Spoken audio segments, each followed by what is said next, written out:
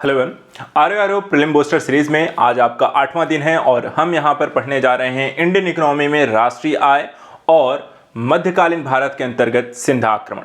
साथ ही साथ यहां पर हम इकोनॉमी के रिलेटेड यहां पर आज काफी सारे करंट के क्वेश्चन भी हल करेंगे। तो चलिए प्रारंभ करते हैं आज का अपना सत्र। आई होप आप यहां पर पढ़ कर आए होंगे दोनों टॉपिक। रिवीजन आपका एक बार ऑलरेडी आप कर चुके होंगे और यहाँ हम प्रश्नों के माध्यम से देखेंगे जो टॉपिक आप पढ़ रहे हैं वहां पर किस तरीके के प्रश्न पिछले कुछ एग्जाम में पूछे गए हैं और इनके पूछे जाने की संभावना भी क्या हो सकती है। आई होप आप यहाँ पर सभी अटेम्प्ट करें और ज्यादा से ज्यादा प्रश्नों को हल करने का प्रयास करें। पहला प्रश्न देखते हैं। पहले इतिहास को लेते हैं, ठीक है। मध्यकालीन भारत में सिंध जो अरब का आक्रमण आता है, अरब आक्रमणकारी, उनसे रिलेटेड यहाँ पर आपके क्वेश्चन है। पहला जो है, अरबों द्वारा भारत विजय का यहां पे कारण क्या था। ऑप्शन देख लेते हैं। ए, देश में किसी सर्वोच्च शक्ति का अभाव। बी है सिंध शासक दाहिर की अदूरदर्शिता। सी, मुसलमान नेतृत्व का कुशल होना। या डी, उपर्युक्त सभी। तो ये बताएं कि अरब आक्रमण जो हुए भारत में उनके सक्सेसफुल होने के रीजंस क्या रहे हैं। पहले का यहां पर आंसर बताएं, ए, बी, सी या डी में से। आसान सा प्रश्न है। जब भी आक्रमण होते हैं उनके पीछे का मूल रीजन हमेशा क्या होता है, सबसे बड़ी समस्या कि आपका जिस क्षेत्र पर आक्रमण हो रहा है वहां की अस्थिरता होना, शासक का अच्छा ना होना। और एक होता है आक्रमण होना, एक होता है कि सक्सेसफुल कह सकते हैं कि आपको आक्रमण होना जिसमें कि उसको जीत मिल जाए आक्रमणकारी को।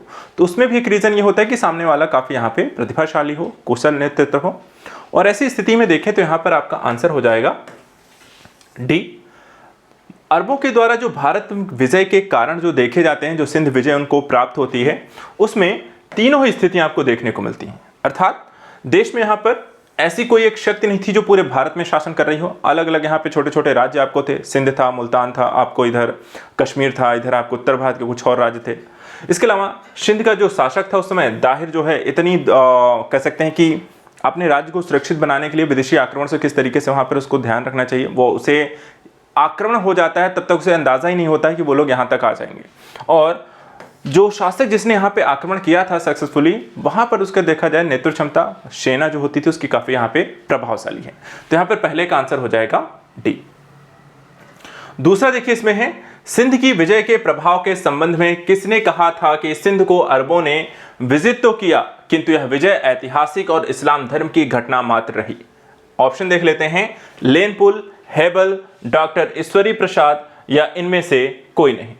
तो ए, बी, सी या डी, इसमें से राइट आंसर क्या होगा कि विजय तो प्राप्त कर ली लेकिन इसे मात्र एक घटना, एक ऐसी स्थिति जिसके बाद यहां पे अरबों को बहुत ज्यादा भारत में कुछ सक्सेस नहीं मिलती या बहुत ज्यादा सक्सेसफुल आक्रमण नहीं किए गए आगे चल के। तो यहां पर यह कथन जो यहां पर देखने को मिलता है वो किसने कहा है, दूसरे का आंसर हो जाएगा लेनपुल, ठीक है। और इस संदर्भ में ही कहा गया क्योंकि यहां पर ये आप कह सकते हैं कि ये जो घटना थी सिंध विजय की पश्चात अरबों की विजय, इसके बाद हमें कुछ यहां पर सक्सेसफुली आगे चल के अरबों के द्वारा भारत में कोई बड़े आक्रमण करते हुए हम नहीं देखते हैं। तो दूसरे का आंसर हो जाएगा ए। तीसरा क्वेश्चन देखिए यहां पे है, अरबों ने सिंध में किन दो प्रचलन यहां पे प्रारंभ किए थे, ठीक है। पहला है बकरी पालन, आलू उत्पादन। बी है गाय पालन, मशरूम उत्पादन। सी है भैंस पालन, बादाम उत्पादन। डी है ऊंट पालन या खजूर उत्पादन।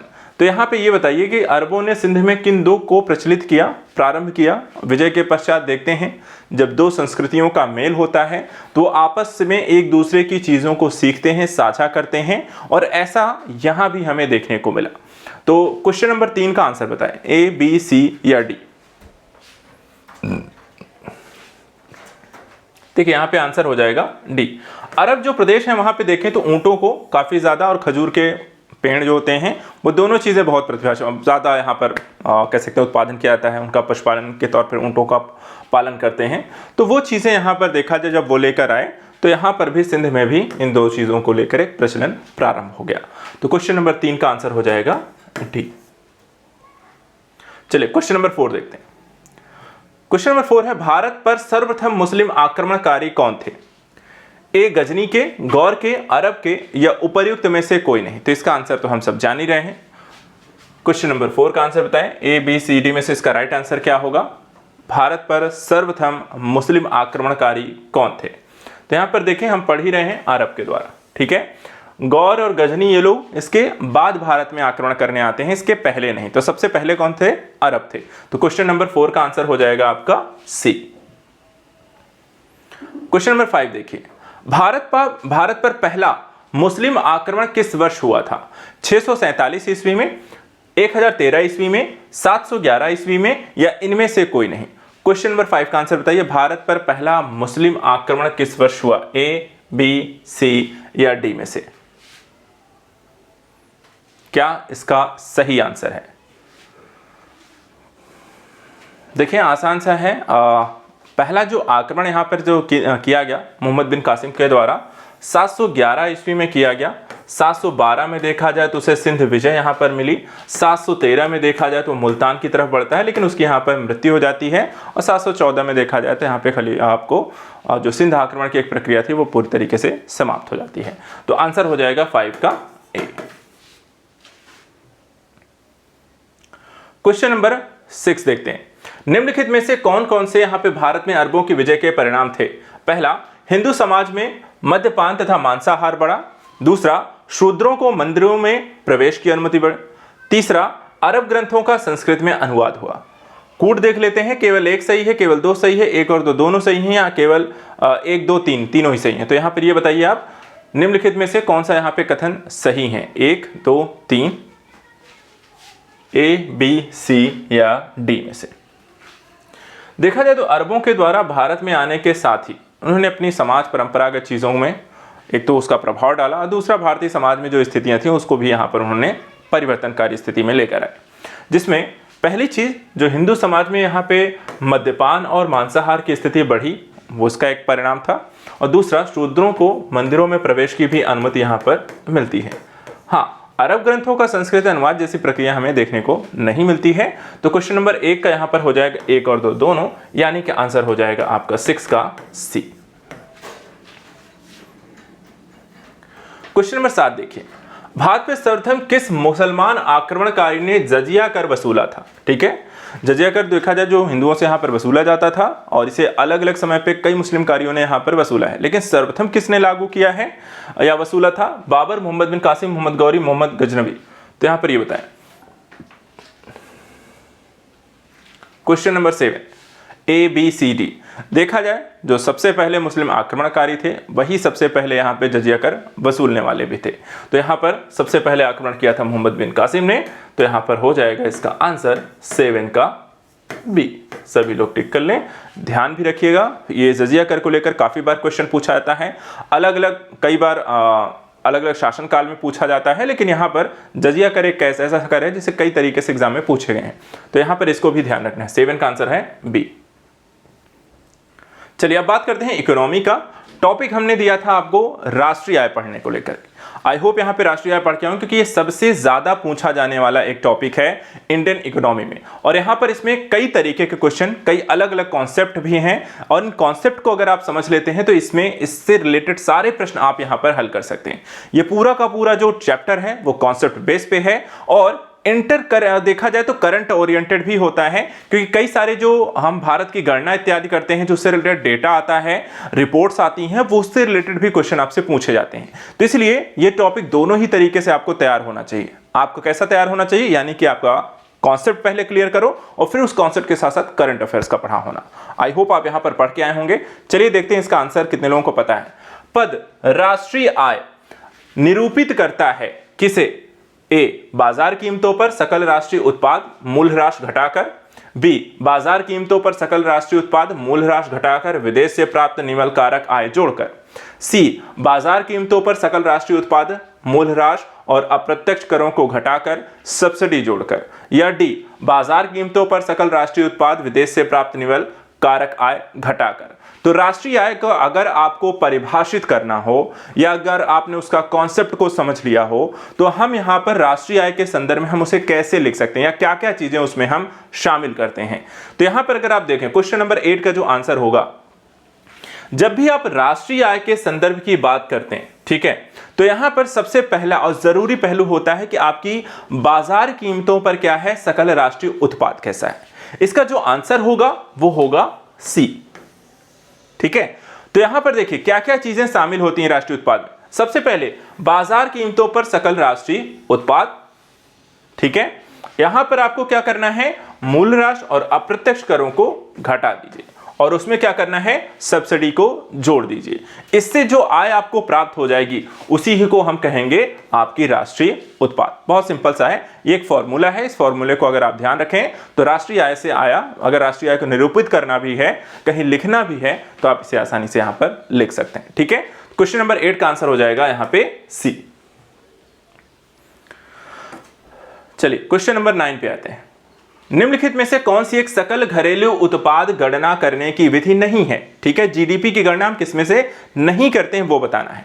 ए है उत्पादन विधि, बी है ह्रासमान लागत विधि, सी है आय विधि, डी है व्यय विधि और ई है उपर्युक्त में से कोई नहीं या उपर्युक्त में से एक से अधिक।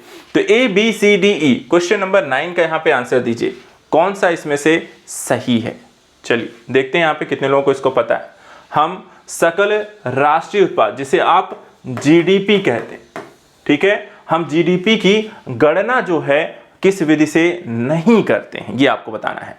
अगर देखा जाए, जब राष्ट्रीय आय की हम गणना करते हैं तो 3 विधियों से की जाती है, ठीक है। कितनी विधियों से, 3 विधियों से की जाती है। और यहां पर जो 4 विधियां लिखी हैं, इन 4 विधियों में देखा जाए तो वो 3 विधियां शामिल हैं, जिसमें से एक होती है उत्पादन विधि, दूसरी है आय विधि, तीसरी है व्यय विधि। लेकिन हमसे पूछा कौन सी नहीं है, तो ये हो जाएगा आपका आंसर, क्योंकि ह्रासमान लागत विधि जो होती है उससे हम जीडीपी की गणना यहां पर नहीं करते हैं।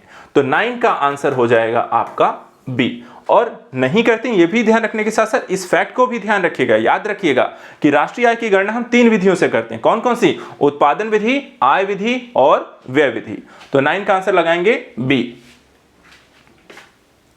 चलिए 10 का, भारत में राष्ट्रीय आय की गणना में एक समस्या है, ठीक है। कौन सी समस्या है, अल्प रोजगार, मुद्रास्फीति, बचत का निम्न स्तर होना या फिर असंगठित क्षेत्र, उपर्युक्त में से कोई नहीं या उपर्युक्त में से एक से अधिक। तो राष्ट्रीय आय की जब हम गणना करने बैठते हैं तो वहां पर क्या हमारे लिए समस्या खड़ी कर सकता है, या राष्ट्रीय आय के यहाँ पे गणना में हमें शामिल नहीं है, या एक तरीके से समस्याकारी हो सकता है, या सही डेटा हमें प्राप्त करने में भी वहां पे कठिनाई आ सकती है। तो क्वेश्चन नंबर 10 का आंसर बताएं, ए बी सी डी या ई। देखिए यहां पे जब भी आप भारत की अर्थव्यवस्था के बारे में पढ़ते हैं तो यहां पे एक चीज आप पढ़ते हैं कि भारत में जो रोजगार की स्थितियां हैं या क्षेत्र हैं या उद्योग हैं, वहां पर अगर देखें तो 2 तरीके के हैं, एक संगठित क्षेत्र है और एक असंगठित क्षेत्र। संगठित क्षेत्र का डेटा तो आपके पास है, लेकिन असंगठित क्षेत्र का डेटा नहीं है, जिसके कारण इसकी गणना आप सही तरीके से नहीं कर सकते हैं। और जब राष्ट्रीय आय की गणना करनी होती है तो वहां भी असंगठित क्षेत्र का डेटा ना होने के कारण आपको एग्जैक्ट जो होता है आपको डेटा या राष्ट्रीय आय की गणना करने में हमें हमेशा समस्या आती है। तो इसलिए इस क्वेश्चन का आंसर कौन सा होगा, 10 का डी, ठीक है, असंगठित क्षेत्र। अल्प रोजगार की स्थिति हमें पता है, मुद्रास्फीति रहता है, बचत का निम्न स्तर है, ये सब पता है, लेकिन असंगठित क्षेत्र में कहां किसके पास कितना रोजगार है, कब कितने दिन का है, कब नहीं है, कितनी आय है उसमें, इन सब का कोई लेखा जोखा नहीं रहता है। तो 10 का आंसर हो जाएगा आपका डी। क्वेश्चन नंबर 11 देखिए, एक रूल जो कि एग्जाम में कई बार पूछा गया है, ठीक है, इसमें से ध्यान दीजिएगा। एक खुली हुई अर्थव्यवस्था में अर्थव्यवस्था की राष्ट्रीय आय यानी की वाई है CIGXM, क्रमशः अर्थ है इनका उपभोग, निवेश, सरकारी खर्च, कुल निर्यात और कुल आयात। अगर हम यहां पर इसको जस्टिफाई करने की कोशिश करें, एक रूल बनाने की कोशिश करें, या फिर हम कहें कि भारत अर्थव्यवस्था की राष्ट्रीय आय अगर हम निकालें तो कौन सा रूल यहां पर सही बैठेगा, y बराबर C plus I plus G plus X। दूसरा है y बराबर C plus I plus G X minus M। तीसरा है y बराबर C plus I plus G X plus M। और D है y बराबर G plus I minus G plus X minus M। तो यहां पर बताएं, राष्ट्रीय आय की अगर आपको गणना करना हो और एक शॉर्ट फॉर्म में सिर्फ रूल सेट करना हो तो कौन सा होगा, कौन सा सही होगा। अब बाकी ऊपर यहाँ पे लिखा हुआ है, पढ़ा भी होगा, रिवीजन किया होगा, तो आप इस क्वेश्चन का एक सही आंसर दे पाएंगे। ये क्वेश्चन एग्जाम में पूछा भी गया है, ये भी मैं आपको बता दूं। तो चलिए देखते हैं यहाँ पर कितने लोगों को इसका सही अंदाजा है या सही तरीके से पता है। देखिए यहाँ पे राष्ट्रीय आय हो गया वाई, ठीक है, राष्ट्रीय आय हो गया। चाहे मैं इसको तो वैसे ही लिखा हुआ है, हम इसको दूसरी तरीके से लिख लेते हैं। चलिए अब यहां पे अगर हम देखें, राष्ट्रीय आय हो गया। अब राष्ट्रीय आय को निकालने के लिए हमने कहा कि हमारे पास क्या है, अब इसकी गणना करनी हो तो सबसे पहले हम निकालेंगे सी का मतलब होता है उपभोग, यहां पे व्यय, जो भी आप यहां पे कंजप्शन कहते हैं, इंग्लिश में सी का मतलब है कंजप्शन, जो भी हम उपभोग करते हैं। उसके बाद लिखा है आई का मतलब होता है इन्वेस्टमेंट, जो होता है जिसे हम कहते हैं निवेश व्यय। तीसरा होता है जी, यानी कि गवर्नमेंट के द्वारा किया गया व्यय, अर्थात यहां पर तीसरा हो जाएगा सरकारी व्यय। और लास्ट में दो चीजें आती हैं, एक्स और एम। और एक्स एम का क्या करना है, हमें कुछ नहीं करना है, यहां पे रूल आ जाएगा एक्स माइनस एम, यानी कि निर्यात माइनस आयात। ये रूल यहां पर राष्ट्रीय आय के संदर्भ में लागू हो जाता है। इसी को अगर हम इंग्लिश में लिख लें तो y हो जाएगा, यहां पे c हो जाएगा, प्लस i हो जाएगा, प्लस g हो जाएगा, और x माइनस m हो जाएगा। इसका मतलब आंसर हो जाएगा आपका b। ठीक है, इसको ध्यान रखना है। जब भी आपको राष्ट्रीय आय निकालनी है तो राष्ट्रीय आय के संदर्भ में इस डेटा को ध्यान रखना है। उपभोग व्यय प्लस निवेश व्यय प्लस सरकारी व्यय और निर्यात माइनस आयात का जो अंतर आएगा उसको इसमें जोड़ देंगे, और जो टोटल निकल कर आएगा वो हो जाएगा आपका राष्ट्रीय आय। अगला क्वेश्चन, निम्नलिखित में से कौन सा समायोजित सकल आय यानी कि एजीआर की परिभाषा के अंतर्गत आता है? ठीक है, ए है ब्याज आय, दूसरा है लाभांश जिसको हम इंग्लिश में कहते हैं डिविडेंड, तीसरा है विदेशी मुद्रा लाभ यानी कि फॉरेक्स गेन। नीचे दिए कूट में से सही उत्तर को चुनना है। केवल एक सही है, सभी 1 2 3 सही हैं, केवल 2 और 3 सही हैं, केवल 1 और 3 सही है। तो जब भी हमें एजीआर की गणना करनी होती है तो हम इसमें से क्या शामिल करते हैं, क्या शामिल नहीं करते हैं, उस लिहाज से आपका इसमें से राइट आंसर क्या होगा।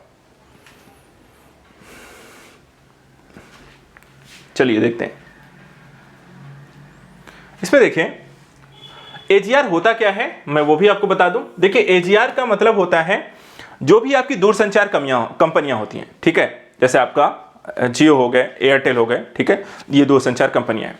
दूरसंचार कंपनियां जो होती हैं अपनी राजस्व आय में से एक हिस्सा जो होती है केंद्र सरकार को देती हैं, ठीक है, और इस राजस्व को जो वहां पर केंद्र सरकार को ये प्रोवाइड कराती हैं या देती हैं अपने राजस्व में से, एक तरीके से आप टैक्स यहाँ पे इसे कह सकते हैं, या इसे एजीआर भी इसीलिए हम अलग तरीके से इसलिए कहते हैं क्योंकि इसकी जो कितना दोगे कितना नहीं दोगे, कितनी राजस्व आपको हो रही है उसमें से कितना हिस्सा आपका बनेगा सरकार का, वो स्पेक्ट्रम उसकी नीलामी पर निर्धारित होता है। और उस स्पेक्ट्रम और नीलामी में से जो सरकार का यहाँ पर हिस्सा होता है उसके लिए जो गणना यहाँ पर आपको की जाती है उसे ही यहाँ पर आपको कहा जाता है समायोजित सकल आय। टैक्सेस से अलग है, समायोजित सकल आय अलग है, ठीक है, जो कि स्पेक्ट्रम और आपको नीलामी के माध्यम से सरकार को दूरसंचार कंपनियां अपनी राजस्व हिस्से से पे करती हैं। तो इस तरीके से यहाँ पर इसकी जो गणना यहाँ पर की जाती है उसी को हम यहाँ पर कहते हैं एजीआर। और एजीआर में जो शामिल होता है वो होता है आपका ब्याज आय, आपका लाभांश जो भी आप प्राप्त करते हैं, और साथ ही जो विदेशी मुद्रा लाभ भी प्राप्त करते हैं। तो ये तीनों चीजों से मिलाकर के आपका बनता है एजीआर, और ये एजीआर जो होता है मिलता है सरकार को, और देता कौन है, दूरसंचार कंपनियां देती हैं। तो क्वेश्चन नंबर 12 का आंसर हो जाएगा बी, यहां पर 1 2 और 3। अगला क्वेश्चन देखिए, किसी दी गई अवधि के लिए एक देश की जो राष्ट्रीय आय होती है, ठीक है, वो क्या है, ए बी सी डी में से कौन सा सही होगा? ए है नागरिकों के द्वारा उत्पादित वस्तुओं सेवाओं के कुल मूल्य के बराबर होगी, बी है कुल उपभोग और निवेश व्यय के योग के बराबर होगी, सी सभी व्यक्तियों की व्यक्तिगत आय के योग के बराबर होगी, या डी उत्पादित अंतिम वस्तुओं और सेवाओं के मौद्रिक मूल्य के बराबर होगी। तो बहुत सिंपल सा है, तुरंत आप इसको टिक कर सकते हैं। पहले का कौन सा आंसर हो जाएगा, राष्ट्रीय आय की जब हम गणना करेंगे तो यहां पर सीधा आ जाएगा आंसर डी। क्या होता है, उत्पादित अंतिम वस्तुओं सेवाओं के मौद्रिक मूल्य के बराबर होगी। तो हमेशा राष्ट्रीय आय के संदर्भ में क्वेश्चन नंबर 13 का आंसर हो जाएगा डी। क्वेश्चन नंबर 14, यदि एक दी हुई समयावधि में कीमतें तथा मौद्रिक आय दोनों दोगुनी हो जाएं तो वास्तविक आय क्या होगी? दोगुनी हो जाएगी, आधी रह जाएगी, अपरिवर्तित रहेगी, या कीमतें वास्तविक आय को प्रभावित नहीं करती हैं? तो चले बताएं, एक निश्चित दी हुई समयावधि में कीमतें और मौद्रिक आय दोगुनी होने से वास्तविक आय में क्या किसी प्रकार का फर्क पड़ता है? कैसा पड़ता है? ABCD। देखो बहुत सिंपल सा है, सब कॉन्सेप्ट हैं, थोड़ा सा ट्रिक है, थोड़ा सा ध्यान रखो। हमेशा इस तरह क्वेश्चन में आप फंसोगे नहीं तो ये क्वेश्चन बहुत एक होते हैं ना फंसाने वाले होते हैं, आप नहीं सही से ध्यान दोगे तो गलत भी हो जाते हैं। यहाँ पे देखो दिया क्या है, कीमतें, ठीक है, वर्ड ध्यान दीजिए, कीमतें, मौद्रिकाएं, ठीक है, और यहाँ पे क्या हुआ, एक दी हुई समयावधि अर्थात एक निश्चित समय में, ठीक है, एक निश्चित समय में कीमतें भी बढ़ी जाएं, मौद्रिकाएं दोनों दोगुनी हो जाए, एक नहीं हो रहा है, दोनों दोगुनी हो रही हैं। अब भाई अगर आपकी मैं कहता हूं कि आय जो है, इनकम जो है, मैं कहता हूं इनकम, सिंपल से एक फॉर्मूला समझो, इनकम अगर बढ़े, एक तरफ आपका सैलरी मान लो बढ़ गई, दूसरी तरफ यहां पर उस सैलरी के साथ साथ जो भी चीजें आप खरीदते हो उनका मूल्य यानी कि महंगाई भी बढ़ जाए, महंगाई बढ़ जाए और आपकी आय भी बढ़ जाए, तो फिर कोई बचत नहीं होने वाली, अर्थात कोई अंतर नहीं आएगा। अगर एक घटता एक बढ़ता तब तो अंतर आता, प्लस माइनस होता, लेकिन दोनों चीजें बढ़ गई, पहले जितना था आय बढ़ी मूल्य नहीं बढ़ता तब तो अच्छा था, या फिर महंगाई बढ़ती आय नहीं बढ़ती तो भी अंतर आता, लेकिन ये यहां पे थी दोनों बढ़ गई तो फिर ऐसे हो गई, अर्थात अपरिवर्तित रहे, कोई चेंजेस नहीं होता है। ऐसी स्थिति में कोई चेंजेस नहीं, जब दोनों बढ़ गए तो फिर कोई चेंजेस नहीं होगा। क्वेश्चन नंबर 14 का आंसर हो जाएगा सी। क्वेश्चन नंबर 15 देखिए, किस सैद्धांतिक रूप से यदि आर्थिक विकास की कल्पना की जाती है तो इनमें से एक को साधारणतः ध्यान में नहीं रखा जाता है, ठीक है, किसे ध्यान में नहीं रखा जाएगा, पहला सकल घरेलू उत्पाद में वृद्धि, दूसरा विश्व बैंक से वित्तीय सहायता में वृद्धि, तीसरा सकल राष्ट्रीय उत्पाद में वृद्धि, या चौथा प्रति व्यक्ति सकल राष्ट्रीय उत्पाद में वृद्धि। तो बताएं फिर आर्थिक विकास की कल्पना अगर आप कर रहे हैं तो इसमें से किसे शामिल नहीं करोगे आर्थिक विकास के संदर्भ में। हमेशा ध्यान रखना है, हम अपने संदर्भ में अपने द्वारा राष्ट्रीय आय की जब गणना करें, विकास की बात करें, तो हम स्वयं, हमारे नागरिक, व्यक्ति, वस्तु, उत्पाद इसमें शामिल करते हैं। इसमें किसी दूसरे व्यक्ति का इसमें कोई हाथ नहीं होगा, किसी दूसरी संस्था का कोई हाथ नहीं होगा। तो इसका मतलब है विश्व बैंक जैसी संस्थाओं के द्वारा किसी प्रकार की वित्तीय सहायता, वृद्धि इत्यादि इसमें शामिल नहीं होगी। तो क्वेश्चन नंबर 15 के यहाँ पर आपको ध्यान नहीं रखा जाता, क्या, जैसे विश्व बैंक जैसी वित्तीय सहायता चीजों को हम इसमें शामिल नहीं करेंगे। तो 15 का आंसर हो जाएगा आपका बी। चलिए क्वेश्चन नंबर 16, हिंदू वृद्धि दर किस वृद्धि दर से संबंधित है, प्रति व्यक्ति आय, राष्ट्रीय आय, जनसंख्या या साक्षरता। क्वेश्चन नंबर 16 का आंसर दें। ए बी सी डी आसान है, सभी लोगों को पता है इसका आंसर क्या है। प्रोफेसर राजकृष्णा के द्वारा अमेरिका में एक लेक्चर्स के दौरान यहां पर भारतीय कह सकते हैं कि अर्थव्यवस्था के विकास की स्थिति को परिभाषित करने के लिए जो यहाँ पर वृद्धि दर थी उसे बताया गया कि 3.5% रहती है, जो कि विकास के लिए यहाँ पर अच्छी नहीं है, और इसे ही उन्होंने हिंदू वृद्धि दर की संज्ञा दी, और ये यहाँ पे दर्शाने का तरीका था राष्ट्रीय आय को। तो हिंदू वृद्धि दर जो है देश की आर्थिक वृद्धि के संदर्भ में राष्ट्रीय आय को संकलित करने के लिए प्रोफेसर राजकृष्णा के द्वारा प्रयोग किया गया शब्द है। तो क्वेश्चन नंबर 16 का आंसर हो जाएगा बी। 17 देखिए, निम्न कारण से जीएनपी सकल राष्ट्रीय उत्पाद में श्रम की भागीदारी कम है। ए, मजदूरी की तुलना में कीमतें कम हैं, बी, कीमत की तुलना में लाभ कम है, सी, लाभ की तुलना में कीमतें कम हैं, या डी, कीमतों की तुलना में मजदूरी कम है। तो क्वेश्चन नंबर 17 का ए, बी, सी या डी, ये इसका आंसर क्या होगा। जीएनपी सकल राष्ट्रीय उत्पाद में श्रम की भागीदारी कम होने के क्या कारण है।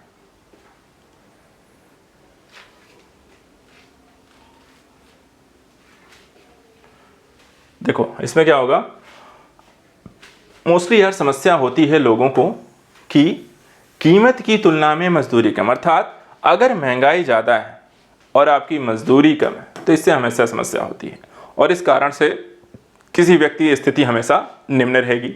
तो वही चीज़ आप यहाँ भी फॉलो कर सकते हो। निम्न कारण में कहा गया कि भाई जीएनपी सकल राष्ट्रीय उत्पाद में श्रम की भागीदारी कम है, इसका कारण क्या है, क्योंकि भाई मजदूरी कम है, कीमतें ज़्यादा हैं, और इस कारण से ये स्थिति आपको हमेशा देखने को मिलती है। तो क्वेश्चन नंबर 17 का आंसर हो जाएगा डी। सब बहुत छोटी छोटी ट्रिक्स हैं, फॉर्मूला है, कॉन्सेप्ट है, थोड़ा सा ध्यान दो तो आप इस तरह क्वेश्चन में कभी फंसोगे नहीं, और नहीं ध्यान दोगे क्योंकि सब एक जैसे लगते हैं। एक जैसे लगने के कारण हमेशा क्या होता है, छोटी सी चीज़ अगर कहीं मिस हो गई तो आप इस तरह क्वेश्चन गलत हो जाते हैं। चलिए आते हैं क्वेश्चन नंबर 18 पे। भारत में बचत और पूंजी निर्माण की ऊंची दर होते हुए भी समृद्धि दर कम होने के कारण क्या है।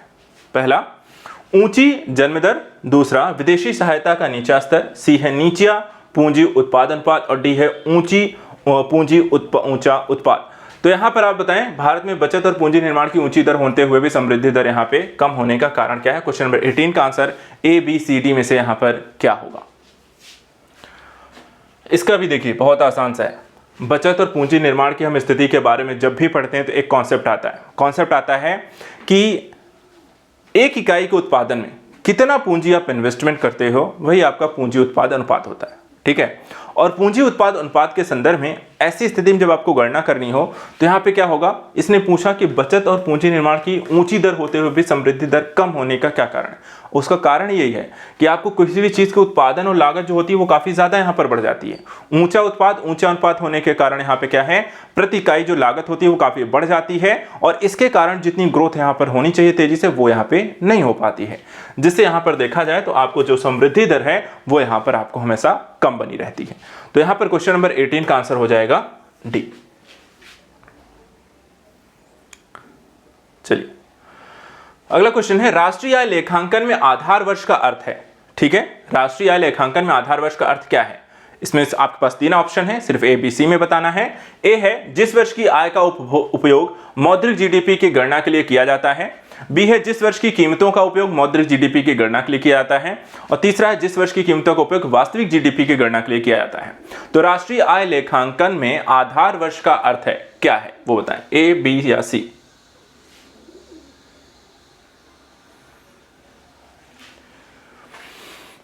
देखिए राष्ट्रीय आय जो लेखांकन होता है वो होता क्या है, किसी देश का एक बही खाता, और इस बही खाते के आधार पे हम ये गणना कर लेते हैं कि देश की आर्थिक समृद्धि कितनी है या कितनी कम हो रही है, कितनी ज्यादा हो रही है।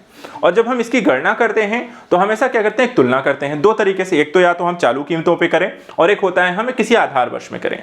आधार वर्ष हमेशा एक निश्चित इसलिए होता है क्योंकि वहां पे महंगाई का एक समायोजन उसमें हो जाता है, हटा दिया जाता है और उसको हम स्थिर मूल्यों के संदर्भ में वहां पर देख लेते हैं। और इस आधार पर हम जब भी करेंगे तो इसका आंसर जो होगा वो हो जाएगा सी। जिस वर्ष की कीमतों का उपयोग वास्तविक जीडीपी के उपयोग के लिए गणना किया जाता है वही राष्ट्रीय आय के लेखांकन में है आधार वर्ष रहेगा। तो क्वेश्चन नंबर यहां पे 19 का आंसर हो जाएगा आपका सी। चलिए आते हैं यहां पर अब कुछ करंट रिलेटेड क्वेश्चन को लेकर, ठीक है।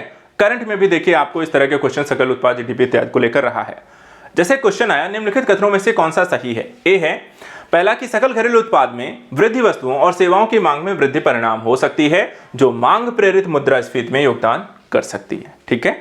दूसरा, कुल मांग में गिरावट आर्थिक विकास को कम करके गतिरोध पैदा कर सकती है। नीचे दिए कूट का प्रयोग कर सही उत्तर को चुनना है। ए केवल 1, बी केवल 2, सी कहता है 1 और 2 दोनों, डी कहता है ना तो 1 और ना ही 2। तो बताइए क्वेश्चन नंबर 20 का राइट आंसर क्या होगा? पहला, दूसरा, दोनों या दोनों में से कोई नहीं। ए, बी, सी या डी? चलिए आइए देखते हैं इसका आंसर। क्वेश्चन नंबर 20 पे ध्यान दीजिएगा। देखिए यहां पे कहा गया कि जब वस्तुओं, दोनों को समझ लेते हैं, आंसर तो अपने आप पता ही चल जाएगा जब आपको समझ में आ जाएगा। जब वस्तुओं और सेवाओं की मांग उन वस्तुओं और सेवाओं की आपूर्ति, ठीक है, वस्तु सेवाएं कॉमन हो गया, मांग और पूर्ति अंतर हो गया, ठीक है, दोनों चीजों वस्तुओं और सेवाओं की यहाँ पे मांग और पूर्ति को ध्यान से समझिएगा, इनके बैलेंस पे ही समझना है कि तुलना में यहाँ पर देखा जाए तो तेजी से बढ़ती है, यानी कि यहाँ पर देखा जाए मांग ज्यादा बढ़ रही है, प्लस हो रहा है, और आपूर्ति जितनी है वो आपको माइनस हो रहा है, तो उतनी यहाँ पर नहीं हो रही जितनी मांग हो रही है। तो क्या होगा, हमेशा मांग प्रेरित, अर्थात मांग के कारण महंगाई बढ़ रही है। मांग के कारण महंगाई तभी बढ़ती जब आप डिमांड ज्यादा कर रहे हो। हम डेली कह रहे हैं 100 की हमारी कहते हैं, मान लीजिए कोई फ्रूट्स है, हमें 100 केजी डेली चाहिए किसी शहर में, ठीक है, और उस शहर में अगर फ्रूट्स की यहाँ पर जो होती है सप्लाई जो होती है मान लो 50 केजी है, 70 केजी है, तो क्या होंगे, फ्रूट्स क्या होंगे भाई, मांग ज्यादा है, आप सप्लाई कम कर रहे हो, तो लोग जब लेने आएंगे, बहुत लोग आएंगे, तो उससे धीरे धीरे क्या होती है, मांग इतनी ज्यादा होती है कि आपूर्ति कम है, आपको हमेशा इन्फ्लेशन होगा। जैसे भी टमाटर कीमतों में भी देखने को मिला, टमाटर बहुत हाई फाई हो गया। रीजन क्या था, एक समय जो फेंका जा रहा टमाटर था उसको यहां पर देखा जाए तो लोग यहां पे खरीदने की क्षमता से भी बाहर हो गए। तो ऐसी स्थिति में हमेशा ये मांग आधारित मुद्रास्फीति होगी, और मांग प्रेरित मुद्रास्फीति तभी होती है जब कुल मांग में वृद्धि हो और आपूर्ति पूरी स्थिति में पहुंच जाती है अथवा घट जाती है। तो कथन एक क्या हो गया, इस हिसाब से सही हो गया। दूसरा क्या है, स्टैगफ्लेशन। स्टैगफ्लेशन में क्या है, कम आर्थिक विकास उच्च मुद्रास्फीति का एक संयोजन है। इसमें होगा कि कुल मांग में गिरावट आ जाए, ठीक है, कुल मांग में गिरावट आ जाए और आर्थिक विकास को कम करके बेरोजगारी को बढ़ा दे। ठीक है, तो यहां पर मांग भी कम हो रही है, बेरोजगारी भी आपको बढ़ रही है और ऐसी स्थिति में देखा जाए एक समय में उच्च मुद्रास्फीति उपभोक्ताओं की क्रय शक्ति को कम कर देती है और खर्च करने की उनकी क्षमता को और कम कर सकती है। था कथन 2 भी सही है। तो स्टैगफ्लेशन को सिंपल समझना हो तो इतना ध्यान रखिए, जब महंगाई के साथ साथ बेरोजगारी भी बढ़ने लगे, ठीक है, तो वहां पर उसके कारण आपको क्या होती है, आपकी मांग यहां पर आपको देखा जाए तो हमेशा उसकी क्षमता खर्च करने की क्या हो जाएगी, कम होती चली जाएगी, क्रय शक्ति क्षमता आपको घटती चली जाती है। तो ऐसी स्थिति को हम कहते हैं स्टैगफ्लेशन की स्थिति। तो दोनों ही यहां पे सही हो गए, तो पहला और दूसरा कथन यहां दोनों सही हैं, तो अर्थात आंसर क्या हो जाएगा आपका, देखा जाए तो सी हो जाएगा, 1 और 2 दोनों सही हैं। ठीक है, अगला क्वेश्चन लेते हैं। निगम कर, एक कर को लेकर के क्वेश्चन आया। निगम कर के संबंध में निम्नलिखित कथनों पर विचार करें। यह विभिन्न उद्यमों के वार्षिक टर्नओवर पर लगाया जाने वाला एक अप्रत्यक्ष कर है। दूसरा, यह एक कर कंपनी अधिनियम 1956 के तहत भारत में पंजीकृत अथवा गैर पंजीकृत सार्वजनिक और निजी दोनों कंपनियों पर लागू होता है। उपर्युक्त कथनों में से कौन सा सही है? केवल एक सही है, केवल 2 सही है, 1 और 2 दोनों सही है, ना तो एक सही है और ना ही 2 सही है। क्वेश्चन नंबर 21 का आंसर दीजिए। ए, बी, सी या डी, कौन सा सही होगा? सभी लोग नोट पॉइंट कर लें। चलिए इसको देखते हैं, इसका आंसर यहां पे क्या आएगा क्वेश्चन नंबर 21 का। समझते हैं, ठीक है। देखो, इसमें कहा कि निगम कर क्या है, एक प्रत्यक्ष कर है, निगमों पे लगने वाला, कॉर्पोरेट कोई संस्थाओं पे लगता है और कंपनियां जैसे हो गई, तो निगम कर एक प्रत्यक्ष कर है जो सी कंपनी के शुद्ध आय या कंपनी के संचालन पर प्राप्त लाभ पर लगने वाला कर होता है। और इस लिहाज से देखा जाए तो कथन 2 यहां पे सही नहीं है, कथन 1 यहां पे आपको लिखा हूं, कथन 1 यहां पे सही नहीं है। और यह कर किसी भी निगम के शुद्ध लाभ पर लगाया जाता है जिसकी गणना उक्त निगम के कुल राजस्व के बेचे गए उत्पादों की लागत, परिचालन व्यय और मूल राशि जैसे स्वीकार्य खर्चों को घटाकर तब निकाला जाता है। ठीक है, वहां पे सब कुछ नहीं जोड़ा जाएगा, सब कुछ निकालने के बाद जो डिविडेंड आएगा, लाभ आएगा, उसको हम वहां पर उस पर लगाया जाता है। निगम कर जो है कंपनी अधिनियम 1956 के तहत भारत में पंजीकृत सार्वजनिक और निजी दोनों कंपनियों के द्वारा देय होता है, इसलिए यहां पर देखा है कथन 2 भी सही नहीं है, तो आंसर हो जाएगा डी, ना तो 1 और ना ही 2। चलो आते हैं क्वेश्चन नंबर 22 पे। एक योजनागत चीज है जो भारतीय अर्थव्यवस्था को गतिमान बनाए रखने के लिए सरकार के द्वारा नए नए क्षेत्रों में नई नई योजनाएं लागू की जाती हैं। ठीक है, ऐसा एक क्वेश्चन यहाँ पे है। प्रधानमंत्री गतिशक्ति कार्यक्रम के संबंध में निम्नलिखित कथनों पर विचार कीजिए। पहला, इसका उद्देश्य देश के परिवहन और रसद क्षेत्र में सुधार करना है। दूसरा, इससे बंदरगाहों पर टर्न अराउंड समय में वृद्धि हो सकती है। और तीसरा, इसके अंतर्गत मंत्रालयों की केवल नई नियोजित पहले ही शामिल होंगी। ऑप्शन देख लेते हैं, उपर्युक्त में से कौन सा कथन सही है। केवल 1 और 2, केवल 1, 1 और 3, 1, 2, 3, ए, बी, सी, डी में इसका राइट आंसर क्या है? काफी चर्चा में रहा प्रधानमंत्री गतिशक्ति कार्यक्रम, इसके बारे में पता होगा, आपने पढ़ा भी होगा, तो गलत यहां पे नहीं करेंगे। होता भी है तो हम इसका एक्सप्लेन करके थोड़ा सा समझ लेंगे, क्योंकि इस तरह के क्वेश्चन योजनागत चीजें एग्जाम में पूछे जाने की संभावना हमेशा रहती है। क्वेश्चन नंबर 22, ए, बी, सी, डी। चलिए देखते हैं इसका आंसर।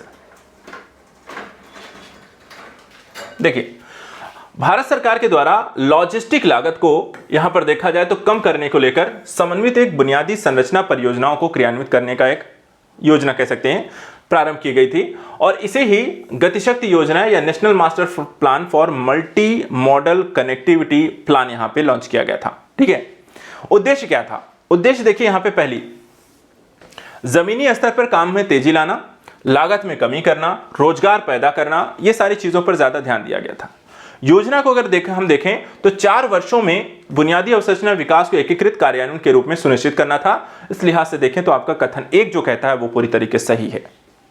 दूसरा देखिए, लॉजिस्टिक लागत में कटौती के अलावा इस योजना का उद्देश्य था कार्गो हैंडलिंग क्षमता को बढ़ाना, व्यापार को बढ़ावा देना, बंदरगाहों पर टर्न अराउंड समय को कम करना, अर्थात कथन 2 यहां पे आपका सही नहीं है। देखिए, टर्न अराउंड में समय कम लगेगा तो व्यापार की गतिविधि तेज होती है। ज्यादा समय अगर टर्न अराउंड मतलब कि कोई एक जहाज एक बार में कितनी बार, एक दिन में कितनी बार आ गया, या 2 दिन में, 4 दिन या 1 महीने में हम कहें, अगर 1 महीने में कोई जहाज होती है टर्न अराउंड 2 बार लगा रहा है, अगर उसकी क्षमता 3 बार हो गई तो व्यापार ज्यादा तेजी से बढ़ेगा। तो यहां पे टर्न अराउंड समय को जो लगता है वो कम कर देना है।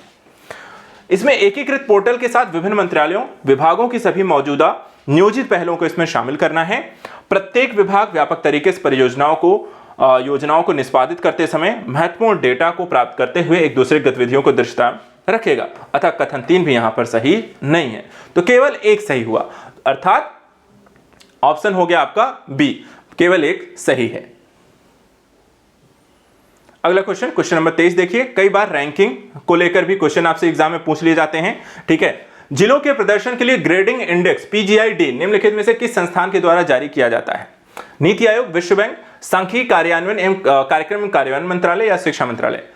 नीति आयोग के द्वारा देखिए काफी सारी रैंकिंग्स जारी की जाती हैं राष्ट्रीय स्तर पे, ठीक है, और ये रैंकिंग एग्जाम में पूछी भी जाती हैं, इसलिए रैंकिंग्स पर ध्यान जरूर रखिएगा।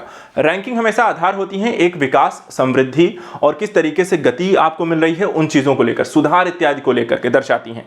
इसलिए यहाँ पर इकोनॉमी का एक बेहतर प्रोस्पेक्टिव होती है, योजनाबद्ध चीजों को बनाने में भी यहाँ पे सहायता करती हैं। चलिए देखते हैं क्वेश्चन नंबर 23 का जो आंसर है।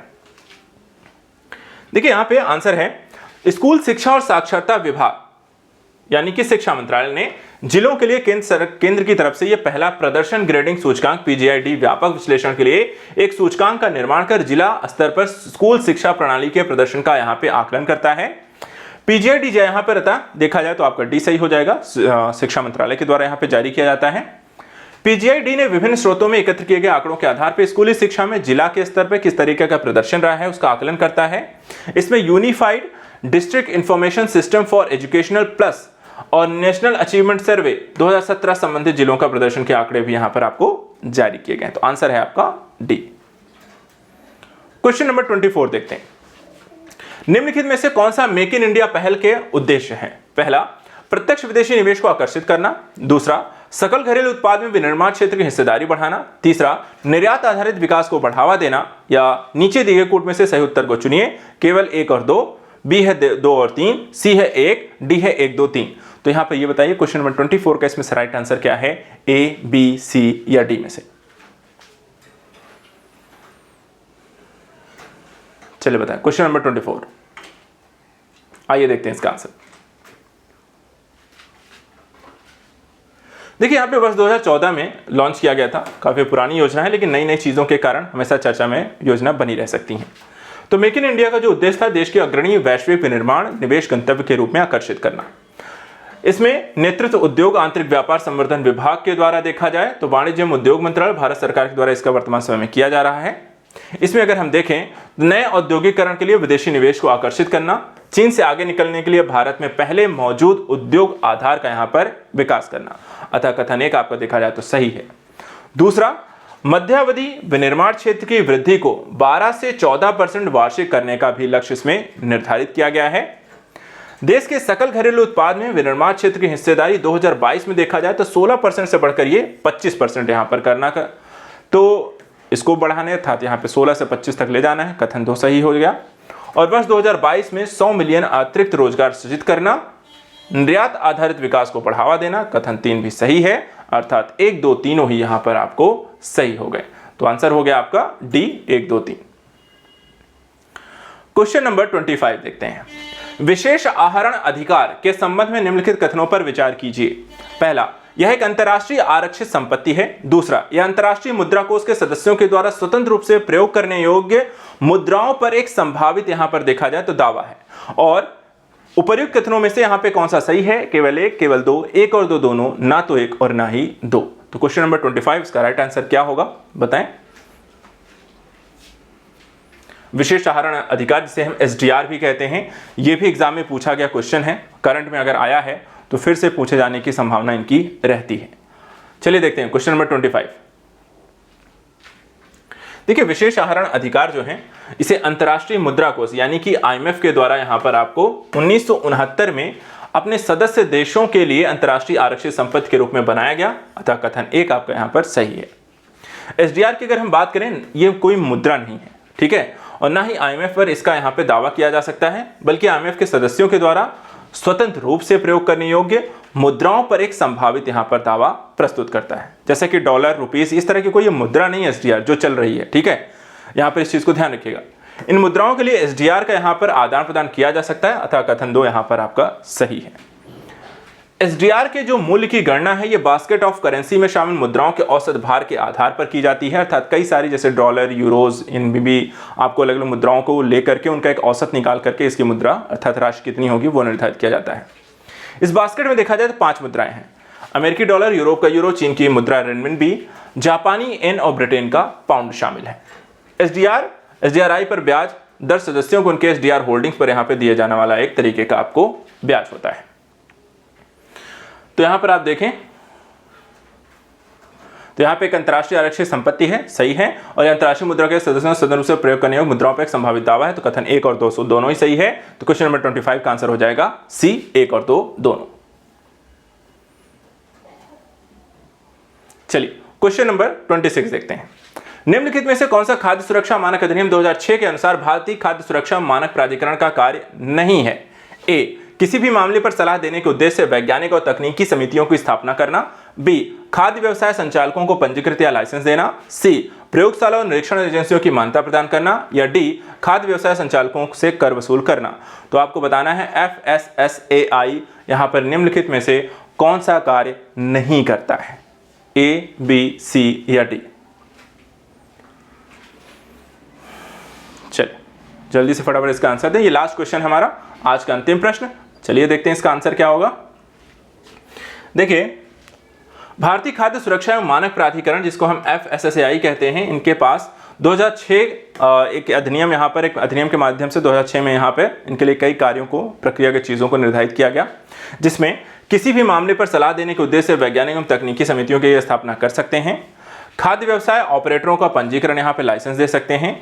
निरीक्षण एवं जांच करना, प्रयोगशालाओं को, निरीक्षण एजेंसियों को मान्यता प्रदान कर सकते हैं। लेकिन शासनादेश के खाद्य व्यवसाय संचालकों कर एकत्र जैसी करना यहाँ पर इनका अधिकार नहीं है। कर कौन वसूल करता है? हमेशा सरकार वसूल करती है, कोई संस्था यहाँ पे वसूल नहीं कर सकती है। तो यहाँ पर आंसर हो जाएगा डी। तो इस तरीके से आज का हमारा सत्र यहाँ पे समाप्त होता है। नेक्स्ट डे हम यहाँ पर फिर से मिलेंगे कुछ और टॉपिक्स के साथ जो कि आपको टारगेट वीक में बताए गए हैं। उनको देखते रहिए, पढ़ते रहिए। नेक्स्ट वीक में उन टॉपिक्स को पढ़ के आएंगे और उनके क्वेश्चन हल करेंगे। तो आज के लिए इतना ही। Thank you so much and good luck.